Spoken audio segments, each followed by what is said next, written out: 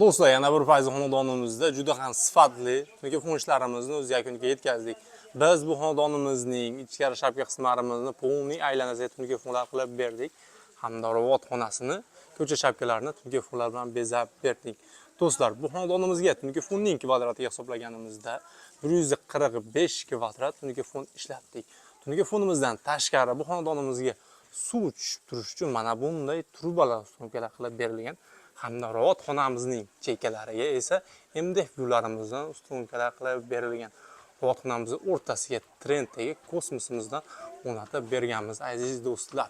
Tungi fonimizning 1 kvadrat metrini barcha razmetlarida 140 ming so'mdan qilib bermoqdamiz, aziz do'stlar.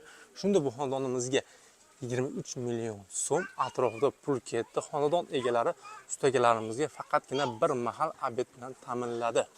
İşimizni ko'rib turibsizlar, juda ham sifatli, oxirgi dizayndagi tungi funishlarimizdan qilib berganmiz.